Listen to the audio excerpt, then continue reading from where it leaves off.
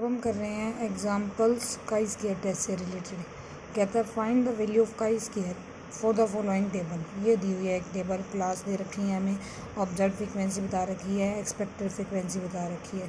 देखो जी, अब observe frequency देखो, हमने ये किया था कि हमारे पास जो है ना हर सेल की फ्रीक्वेंसी जो है वो कितनी होनी चाहिए, मिनिमम 10 होनी चाहिए। अगर नहीं होगी तो हम उसको आगे पीछे कंबाइन अप करेंगे, किया था ना एक पॉइंट। तो यहाँ देखो ऑब्जर्व फ्रीक्वेंसी में इसकी वैल्यू है 8 और इधर है 4। ये दोनों ऐसी वैल्यूज़ हैं जो 10 से कम है।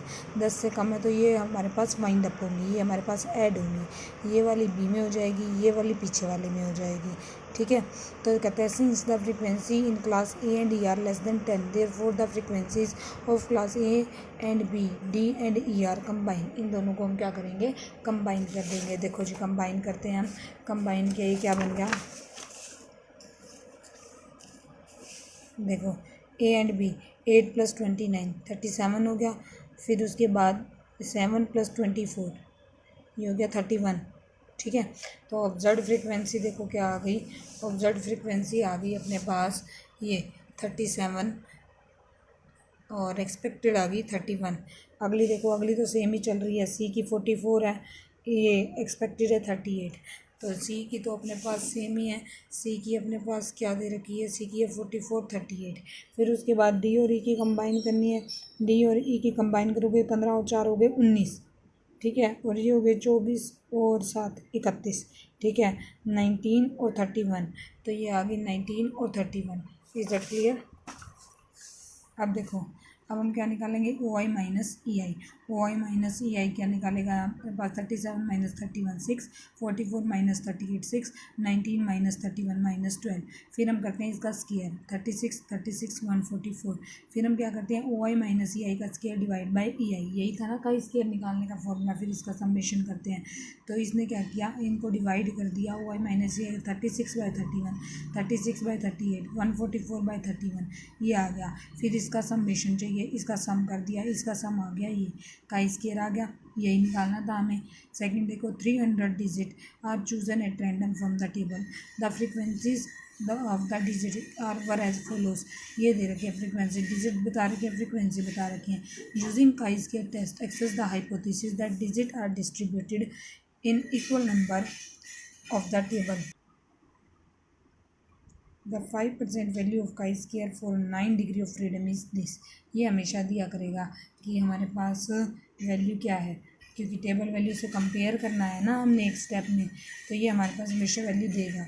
अब देखो जी, हमारे पास हाइपोथेसिस दे रखी है कितने कितने डिजिट 0 से लेकर 9 तक के वर distributed in equal number. Expected frequency, expected frequency निकाल ली। एक्सपेक्टेड फ्रीक्वेंसी क्या होती है हमारे पास, टोटल इनका सम, इसका फ्रीक्वेंसी का सम करोगे 300 आ रहा है, डिवाइड बाय 10। ये 300 देखो दे भी रखा है, वैसे इसका सम करोगे तो 300 भी आएगा। 300 डिवाइड बाई ये कितने हैं, 0 से लेकर 9 तक, एन की वैल्यू कितनी है 10। तो ये आ गया हमारे पास एक्सपेक्टेड फ्रीक्वेंसी। बना हुआ table digit observe frequency, observe frequency इसने दे रखी है ये 28 29 33 31 अप टू 100। एक्सपेक्टेड फ्रीक्वेंसी क्या आई हुई है 30 लगा दिया। ओ I minus E I, O I minus E I का कॉलम बना लिया। ओ आई माइनस ई आई का स्केयर, इसका स्केयर का कॉलम बनाया। ओ आई माइनस ई आई का square divide by E I, 4 divide by 30, 1 divide by 30, 9/30 बस this. O I minus E I का स्केयर बाई ई आई, ये हमारे पास क्या हो जाएगा, इसका सम कर दोगे, ये आ गया अपने पास, ये आया काई स्क्वायर। काई स्क्वायर आ गया अपने पास 86/30, 86/30 हो गया 2.867। अच्छा जी, नंबर ऑफ ऑब्जर्वेशन कितनी थी 10। और degree of freedom, degree of freedom क्या होता है हमारे पास, n-1, n-1 का यार, तो n कितना था 10, 10 - 1 हो गया 9। अब इसका कंसंट्रेंट देखो कौन सा है। अब देखो इंडिपेंडेंट कंसंट्रेंट इसका एक ही है, ओ आई और ई आई दोनों की वैल्यू सेम है ना, तो कहते हैं hence we have only one linear constraint, एक ही लीनियर कंसंट्रेंट है, वो क्या है, O I minus E I which is equal to 300। मतलब कि इसका सम क्या है अपने पास 0। अब टेबलर वैल्यू कौन सी दी हुई है, टेबल वाली वैल्यू दी हुई है 16.92 और हमारे पास ऑब्जर्व कितनी आई हुई है 2.867। अब हमने किया था, अगर काई स्क्वायर जो हमने निकाला कैलकुलेट किया वो उसकी वैल्यू हमारे पास ऑब्जर्व टेबल वाली वैल्यू से कम आ जाए या ज़्यादा आ जाए तो हमने किया था क्या होगा। अगर हमारे पास क्या था रिज़ल्ट कि अगर हमारे पास कैलकुलेटेड वैल्यू, जो कैलकुलेटेड वैल्यू है अपने पास 2.867, वो टेबल वाली वैल्यू से कम आ जाएगी तो हमारी हाइपोथेसिस एक्सेप्ट हो जाएगी, और ज़्यादा आ जाएगी तो हमारी हाइपोथेसिस रिजेक्ट हो जाएगी। तो since the calculated value of chi square in one is less than the table value of chi-square, hence our hypothesis that the digits are distributed in equal number is accept कर लेंगे। ठीक है, इसका मतलब हमारे पास डिस्ट्रीब्यूशन क्या है, equal numbers में है। नेक्स्ट देखो, the following figures shows the distribution of digit in numbers chosen at random from a telephone directory. ये डिजिट दे रखा है, फ्रिक्वेंसी दे रखी है। Test at 5% level where the digit may be taken to occur equally frequently in a directory. The table value of chi square is this. Table वाली value भी दे रखी है, तो बिल्कुल पीछे वाला एग्जाम्पल है, इसको आप खुद ट्राई करोगे, कहीं प्रॉब्लम होती है तो फिर डिस्कस करोगे। नेक्स्ट एग्जाम्पल देखो, क्या कहता है। The following table gives the observed frequency of distribution and frequency of normal distribution. Apply chi square to test the goodness of fit. Goodness of fit बताना है, उसके लिए हमें काई स्क्वायर टेस्ट देखना है। इसमें अब इसने टेबल वाली वैल्यू दी नहीं हुई है, भूल गया है। टेबल वाली वैल्यू है ये 9.488, आगे हमारे पास क्वेश्चन में दी हुई है, वहाँ पता चल जाएगी तुम्हें। ऑब्जर्व फ्रीक्वेंसी, एक्सपेक्टेड फ्रीक्वेंसी दी हुई है, ऑब्जर्व और एक्सपेक्टेड फ्रीक्वेंसी दी हुई है, ओ आई और ई आई ये दे रखा है हमें। अब देखो कम कहाँ है, यहाँ पर इन दो में कम है, एक ये लास्ट में कम है, तो ये दोनों वाइंड अप होंगे, तो 8 + 27 हो जाएगा। 8 + 27 हो गया 35, एक्सपेक्टेड हो जाएगी 37। ठीक है, 35 37, बाकी सारी सेम चलेंगी। यहाँ पर ये दोनों वाइंड अप होंगी, ये हो जाएगा 29 + 5 34, 31 + 6 37। Is that clear. O I minus E I का स्केयर निकाला, डिवाइड करके का स्केयर की वैल्यू निकालेंगे। अब ओ आई और ई आई आए सेम, तो मतलब लीनियर जो अपने पास कंसंट्रेंट आ गया, एक तो ये आ गया, दूसरा कौन से आए, ये जो दो हमने वाइंड अप किए वो आए। कहते देखो का स्केयर अपने पास ये आ गया। For the total number of observation, total number of observation कितनी होगी, 3 3 6 और 3 9 दे रखी थी, 9 में से 2 हमारे पास कंबाइन हो गई, तो टोटल नंबर ऑफ ऑब्जर्वेशन कितनी दे रखी है हमें, 7। टोटल नंबर ऑफ ऑब्जर्वेशन हो गई 7। डिस्ट्रीब्यूशन इसने बता रखा है कैसा है, normal distribution. Distribution is normal, therefore number of independent constraint क्या हो गया अपने पास, 3। ठीक है, नंबर ऑफ इंडिपेंडेंट कंसंट्रेट 3 हो गए। डिग्री ऑफ फ्रीडम क्या हो गई, डिग्री फ्रीडम हो गई 7 - 3 which is equal to 4। At 5% level of significance 4, degree of freedom 4। The table value of chi square, table वाली वैल्यू दे रखी है, ये गिवन देनी भूल गया है, ये दे रखा था हमें। ठीक है, अब देखो जी, ऑब्जर्व तुम्हारे पास कैलकुलेटेड वैल्यू ये आई।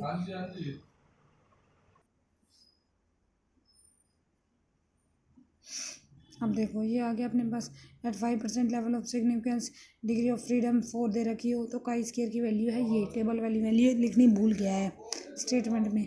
अब देखो जी, ये वाली वैल्यू इससे कम है तो हम क्या कर लेंगे, हमारी हाइपोथेसिस ठीक है, उसको हम क्या करेंगे, एक्सेप्ट करेंगे। ठीक है, since calculated value is less than table value, therefore we may conclude that the normal distribution is good. फिर नॉर्मल डिस्ट्रीब्यूशन जो इसने अप्लाई कर रखा है वो बिल्कुल ठीक है ऑब्जर्व डाटा के लिए। एग्जाम्पल 5 देखो, the theory predicts the proportion of beans of 4 group A B C D should be 9:3:3:1. In the experiment with 1600 beans, the number in 4 groups were this and this. Does the experimental result support the theory? हमने बताना है कि ये जो हमारे पास calculation support कर रही है। अब वैल्यूज़ ने काई स्क्वायर की बता रखी है with degree of freedom 3 at 5% level of significance. ये हमारे पास क्या वैल्यू दे रखी है, 7.81।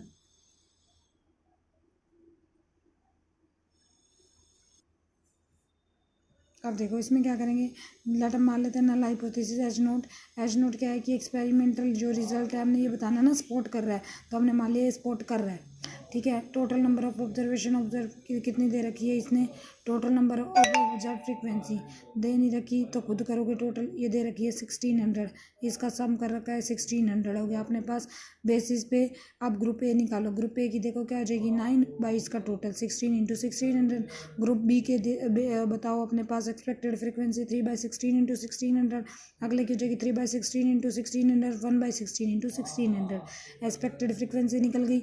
अब बनाओ टेबल का स्केयर के लिए। ऑब्जर्व फ्रीक्वेंसी दे रखी है इसने, ऑब्जर्व फ्रीक्वेंसी थी 882, 313, 287, 118। एक्सपेक्टेड हो गई ये जो हमने निकाली है 4। ओ I minus E I, O I minus E I का square, O I minus E I का square divide by E I का स्केयर, इसका सम ये आ गया। अब का स्केयर ये रहा। और टेबल वाली वैल्यू कितनी दे रखी है, टेबल वाली वैल्यू दे रखी है ये 7.81। तो हमारी जो का स्केयर की वैल्यू है वो इसकी वैल्यू से कम है। तो इसका मतलब जो हमने नल हाइपोथेसिस मानी है कि एक्सपेरिमेंटल रिजल्ट सपोर्ट कर रहा है इस थ्योरी को, तो हमारी करेक्शन क्या है, हमारी हाइपोथेसिस ठीक है। ठीक है, यही होगा ना। कहता देखो टोटल नंबर ऑफ ग्रुप्स थे 4, number of consultant 1, O I E I दोनों की value same, O I minus E I 0, degree of freedom n-1 हो गया अपने पास।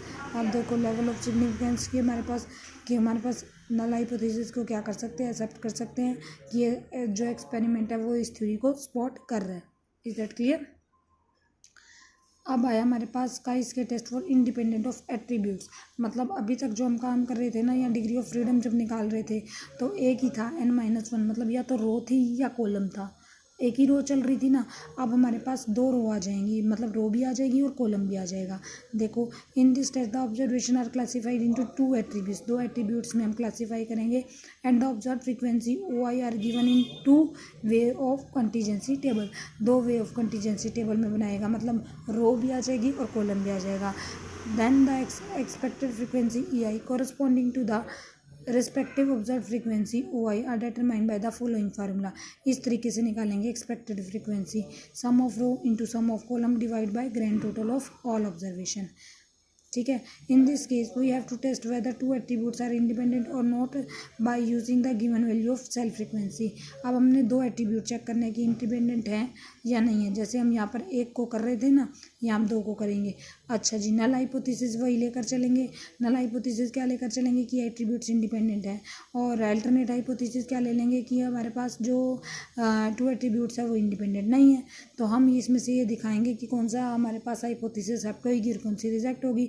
Assuming that H naught is true, the test static value this follows chi-square distribution with degree of freedom nu given by number of rows -1 into number of columns -1। वही remark दे रखा है, अगर काई square की value greater than है table वाली value से तो रिजेक्ट होगी अपने पास, और अगर लेस देन है तो एक्सेप्ट हो जाएगा एच नोट।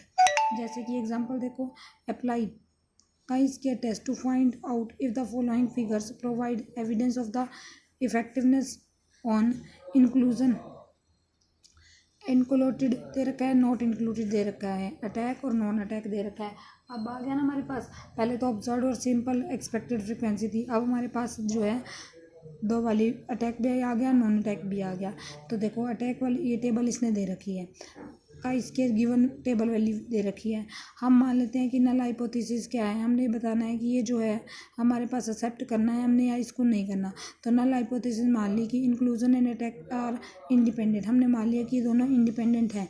इंडिपेंडेंट का मतलब क्या है कि इन दोनों के इंडिपेंडेंट होने का मतलब क्या है कि इंक्लूजन जो है वो इफ़ेक्टिव नहीं है डिसीज़ को प्रिवेंट करने में, यही है ना। Inclusion and effective or attack are independent, it means inclusion is not effective in preventing the disease. और अल्टरनेटिव हाइपोथेसिस क्या हो जाएगी, इंक्लूजन इफेक्टिव है। ठीक है, अब बनाते हैं टेबल। पहले हमने एक्सपेक्टेड फ्रीक्वेंसी निकालेंगे। एक्सपेक्टेड फ्रीक्वेंसी का क्या फॉर्मूला है, sum of row into sum of column divide by grand total of all observation. देखो इंक्लूडेड अटैक नॉन अटैक, यहाँ आ गया टोटल, नॉन इंक्लूडेड वही टेबल वाली फॉर्मूली लिया। पहले हमने sum of row into sum of column, sum of row into में sum of column. Sum of row कितना आया हुआ है इसके पास 320, सम ऑफ कॉलम कितना है 100, तो 320 into 100 divide by grand total. Grand total कितना है 1000, तो 320 इंटू में 100 डिवाइड बाय 1000। अब इसका क्या हो जाएगा, इसका हो जाएगा 680 इंटू में 100 डिवाइड बाय 1000। अच्छा जी, इसी तरीके से नॉन अटैक का चलो 320 डिवाइड बाई 320 इंटू में 900 डिवाइड बाई 1000, और ये क्या हो जाएगा 680 इंटू में 900 डिवाइड बाई 1000, इस फॉर्मूले का यूज़ करके ये निकाल दिया हमने। ये टोटल अपने पास था, इसे ये टोटल दे रखा था। अब का स्केयर के लिए टेबल बनाओ। ओ आई हमारे पास क्या दे रखा है, ओ आई ऑब्जर्व फ्रिक्वेंसी क्या दे रखी है 20, 80, 300 और 600, ये सारी ऑब्जर्व है ना अपने पास।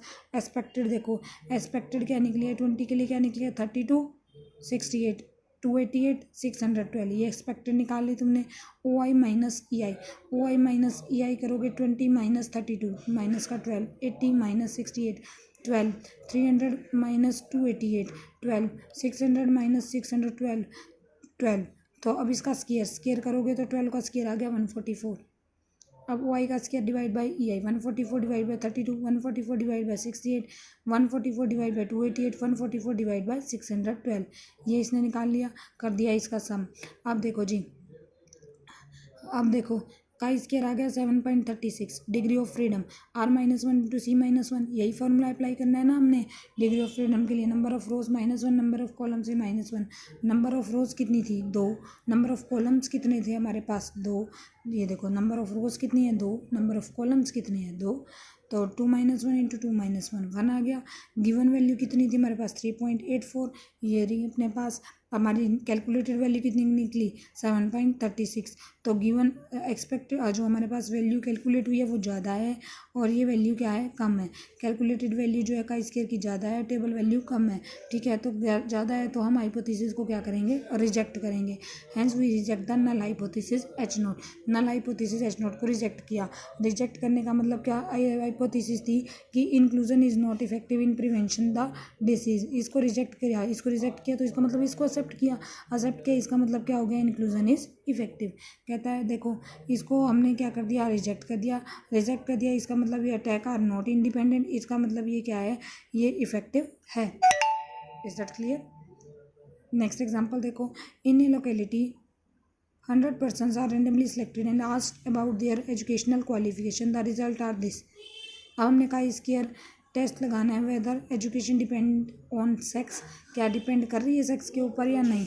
सबसे पहले हम क्या निकालेंगे, एक्सपेक्टेड फ्रिक्वेंसी, क्या फॉर्मूला है उसका, sum of row into sum of column divide by grand total. Sum of row मतलब इन दोनों का सम 60 इंटू में सम ऑफ कॉलम, ये देखो इसका हमारे पास सम आ जाएगा, इसका हम टोटल का एक कॉलम अगर यहीं बना लें तो ये आ गया 60, ये हो गया 25 प्लस 15, ये हो गया अपने पास 40, और इसका भी सम कर लो, ये आ गया अपने पास, इसका सम कितना आ जाएगा 65, और इसका क्या आ जाएगा 35, यही हो गया ना। एक्सपेक्टेड फ्रिक्वेंसी क्या हो जाएगी 60 into 65 divide by grand total कितना हो गया 100 हो गया ना इसका।